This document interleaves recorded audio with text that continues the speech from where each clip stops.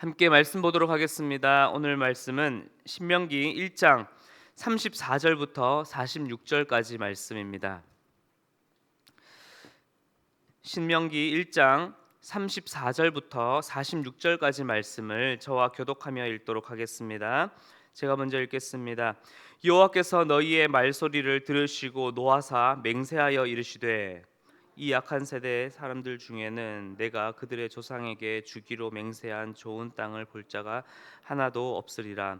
오직 여분네의 아들 갈렙은 온전히 여호와께 순종하였은즉 그는 그것을 볼 것이요 그가 밟은 땅을 내가 그와 그의 자손에게 주리라 하시고 여호와께서 너희 때문에 내게도 진노하사 이르시되 너도 그리로 들어가지 못하리라.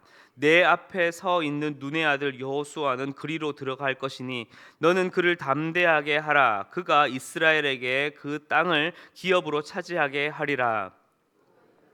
이리라 하던 너희의 아이들과 당시에 선악을 분별하지 못하던 너희의 자녀들도 그리로 들어갈 것이라. 내가 그 땅을 그들에게 주어 산업이 되게 하리라. 너희는 방향을 돌려 홍해길을 따라 광야로 들어갈지니라 하시매 너희가 대답하여 내게 이르기를 우리가 여호와께 범죄하였사오니 우리 하나님께서 우리에게 명령하신 대로 우리가 올라가서 싸우리로다.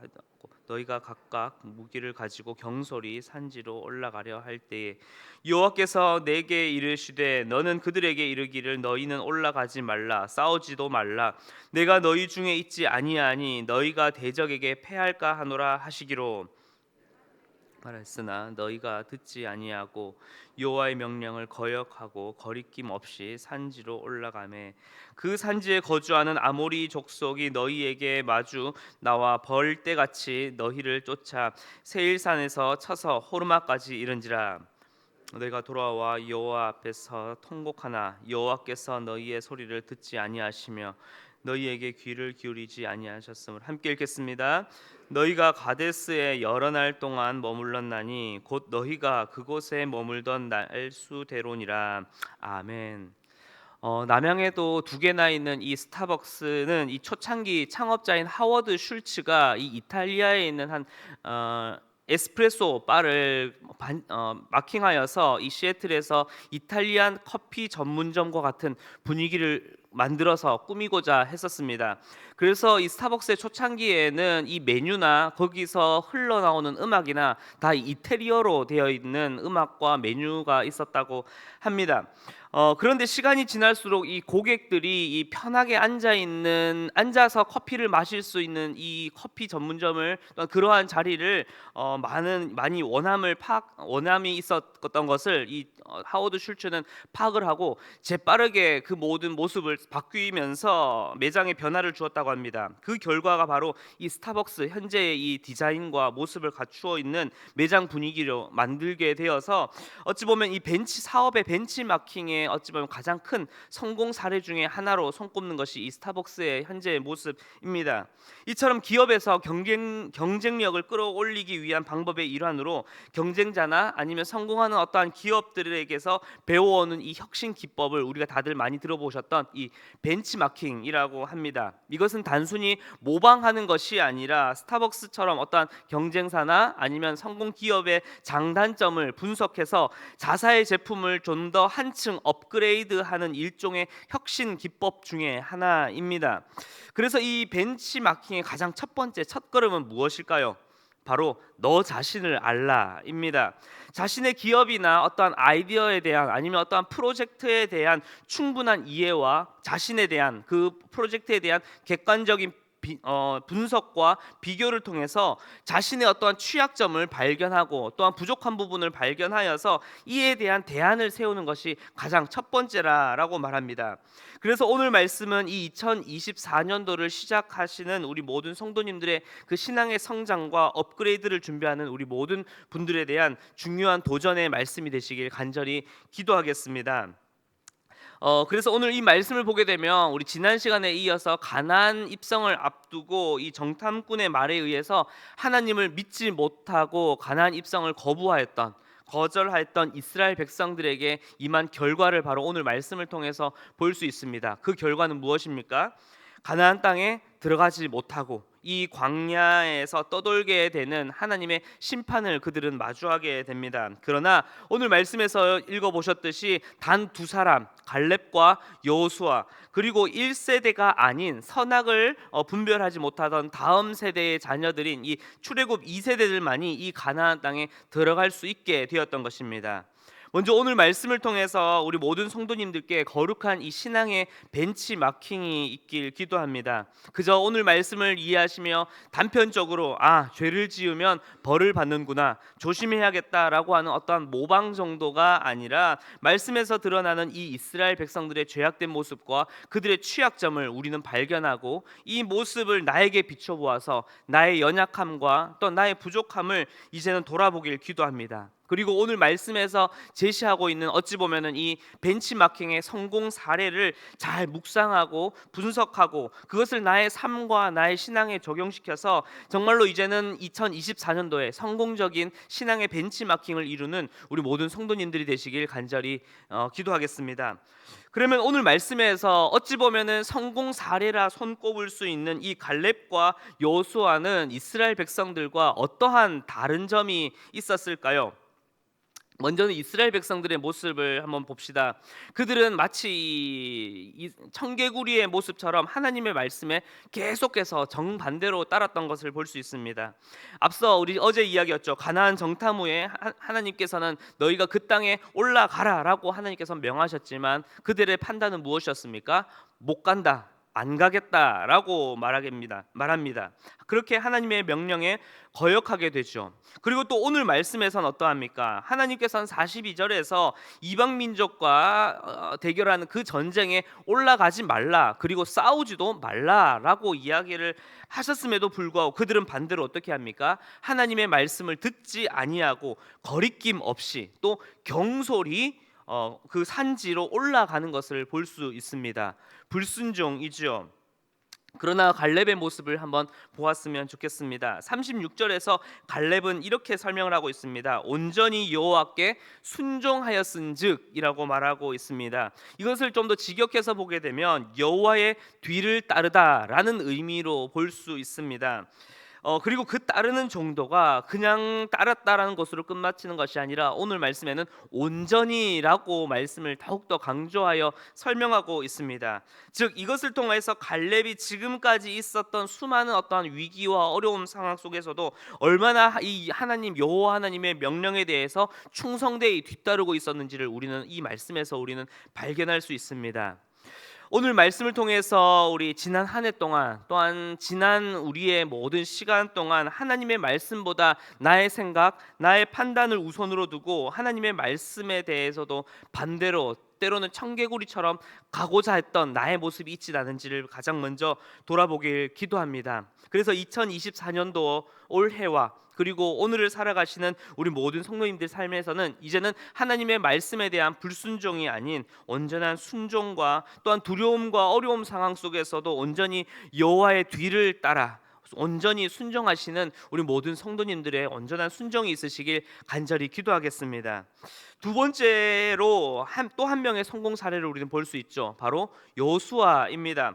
45절 말씀을 보게 되면 너희가 돌아와 여호와 앞에서 통곡하나라는 이 말씀을 미뤄보게 되면 이스라엘 백성들은 그저 상황의 어떠한 판단과 결정에 있어서 청개구리 모습처럼 하나님의 말씀에 반대의 선택을 한 것이 아니라 그들은 그 반대의 결정을 넘어서 여호와 하나님을 떠나서까지 그 모든 잘못된 행위, 잘못을 행하고자 했던 것을 우리는 볼 수 있습니다.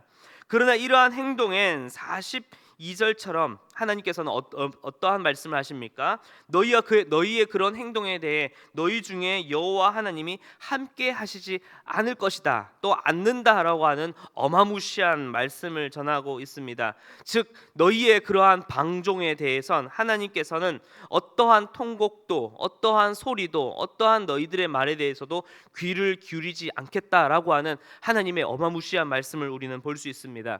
그러나 오늘 말씀에서 등장하는 이 여호수아의 모습은 어떠하였습니까? 38절에서 보게 되면은 여기 내 앞에 서 있는 눈의 아들 여호수아라고 말하며 그를 소개하고 있습니다. 그런데 이것은 단지 백성들 앞에 차기 리더로 잘 서 있는 리더의 모습을 갖추고 있는 여호수아 정도로 설명하고 있는 것이 아니라, 이것은 여호수아는 하나님께서 앞으로 세워갈 리더이자 또 중재자이자 하나님의 종으로, 그는 백성들과 하나님 그 사이에 신실하게 하나님의 사명감을 가지고 서 있는 자라 하나님은 설명하고 있는 것입니다. 마치 출애굽기 33장에서 모세는 회막에서 그의 진으로 돌아왔으나 여호수아는 그 회막을 떠나지 아니하고 여호와 앞에 그 회막을 떠나지 않고 서 있는 그 모습을 보여주는 것처럼, 연상하는 것처럼, 여호수아는 앞으로 하나님의 종이자 또 한편으로는 백성들의 지도자로 그 사이에서 그의 사명을 가지고 신실하게 서 있는 그의 모습을 보여주고 있습니다. 우리 모든 성도님들도 올 한 해 하나님께서 쓰실 귀한 종으로, 하나님의 귀한 백성으로 굳건히 여호수아처럼 서 계시는 여러분들이 되시길 간절히 기도합니다. 나의 삶에서 그리고 하나님 앞에서의 그 사이에서 흔들리지 아니하고 온전한 하나님의 백성으로, 그리고 하나님의 종으로 날마다 주의 말씀 앞에 하나님의 얼굴을 바라보며 신실하게 서 계시는 우리 모든 성도님들이 되시길 기도합니다. 오늘 이 갈렙과 그리고 이 여호수아의 모습은 이스라엘 백성들에게만이 아닌 우리에게도 참 도전이 되는, 어찌 보면 벤치마킹의 성공 사례처럼 보여주고 있습니다. 어려운 상황 속에서도 굳건한 충성과 순종, 그리고 하나님의 종이자 백성들의 지도자로 하나님께서 부르신 그 자리에 굳건히 서 있는 모습은 마치 곧 등장할, 곧 신약에서 나타날 예수 그리스도, 그분의 완벽한 구원 계획과 그 성취를 향하여 보여주고 있는, 상징적으로 보여주고 있는 그 모습이기도 합니다. 백성과 하나님 사이에서 죽음과 생명의 이 선택의 이 기로, 그리고 광야냐 가나안 땅이냐 이 기로 가운데 서신 것은 마치 예수님께서 우리를 위해 서셔서 온전한 순종하심으로 우리에게 영원한 천국을 보여주셨듯이, 이제는 바로 예수 그리스도가 바로 우리의, 또한 이 말씀이 가장 궁극적으로 보여주고자 하는 가장 성공적인 벤치마킹의 그림이 아닐까 우리는 바라봅니다. 그래서 이제는 이 말씀을 통해서 그저 어떠한 말씀의 신앙적인 도덕적인 묵상이 아닌 바로 이 말씀에서 보여주고 있는 그 예수 그리스도 그 한 분만을 바라보며, 그리고 그 주님의 발자취를 바라보며 믿음으로 더욱더 나아가기로 다짐하고, 또 그렇게 신앙의 벤치마킹을 이루고자 결단하시는 오늘 하루, 그리고 2024년도가 되시길 간절히 기도하겠습니다. 말씀을 마무리하면서 오늘 말씀의 이스라엘 백성들과 그리고 오늘을 살아가는 저와 여러분이 앞으로 걸어가야 할, 그리고 알 수 없는 내일의 소식을 또한 접해야 하고 들어야 할 때 이것을 신뢰하며 따라가야 할 바로 진짜 정탐꾼은 이 세상의 누구도 아닌, 세상의 어떠한 사람도 아닌 바로 오직 주님 한 분이십니다. 이 사실을 기억하며 이 말씀을 한번 다시금 귀를 기울여 들어보셨으면 좋겠습니다. 신명기 1장 29절부터 31절 말씀입니다. 내가 너희에게 말하기를 그들을 무서워하지 말라, 두려워하지 말라. 너희보다 누가요? 먼저 가시는 너희의 하나님 여호와께서 애굽에서 너희를 위하여 너희 목전에서 모든 일을 행하신 것 같이 이제도 너희를 위하여 싸우실 것이며, 광야에서도 너희가 당하였거니와 사람이 자기의 아들을 안는 것 같이 너희의 하나님 여호와께서 너희가 걸어온 길에서 너희를 안으사 이곳까지 이르게 하셨느니라. 아멘. 사랑하는 성도 여러분, 주님께서는 그분의 백성들, 바로 우리를 위한 진정한 정탐꾼이 되셨을 뿐 아니라 이제는 그분이 진정한 길이요 진리요 우리의 생명이 되어 주시고 우리의 참된 앞으로 걸어가야 할 길의 인도자가 되어 주십니다. 이제 그 주님을 따라서, 그 주님을 바라보면서 2024년도를, 그리고 오늘 하루를 믿음으로 발걸음을 내디디시며 바로 그 주님의 뒤를 따라 날마다 순종하며 걸어가시는 우리 모든 성도님들의 삶이 되시길 간절히 기도하겠습니다. 함께 기도하겠습니다. 사랑과 은혜가 풍성하신 주님, 오늘 말씀을 바라봅니다. 그리고 이스라엘 백성들의 그 취약함과 연약한 부분을 바라보며 다시금 우리의 신앙과 우리의 믿음을 재조명해 봅니다. 이스라엘 백성들은 세상에 또한 삶에 그들 중에 있었던 정탐꾼의 말과 소리에 귀를 기울이고 두려워하기도 하고 불안해하기도 하며 또 결국에는 하나님께 불신과 불순종을 토해내는 모습을, 또한 그 결과로 인한 하나님의 심판을 맞이하는 모습을 바라보게 됩니다.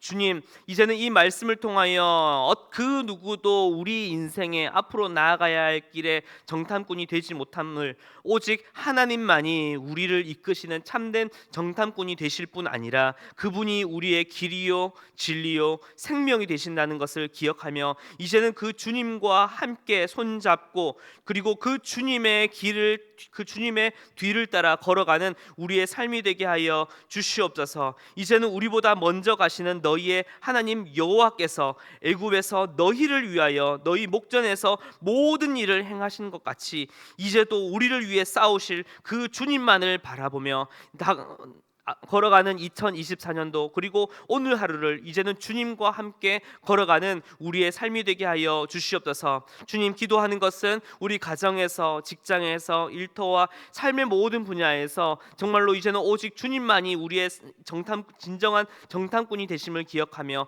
오직 주님께서 우리에게 주시는 이 소식, 바로 이 말씀을 우리의 삶의 잣대로 삼고 그 말씀을 따라 믿음으로 걸어가는 2024년도 우리의 삶의 모든 걸음이 되게 하여 주시옵소서. 그 말씀만을 기억하며 또한 그 말씀이 우리에게 보여주는 그 예수 그리스도만을 쫓아 믿음으로 걸어가는 우리의 삶이 될 수 있도록 주님 말씀하여 주시고 역사하여 주시옵소서. 감사를 드리며 살아계신 예수 그리스도의 이름으로 기도드렸습니다. 아멘.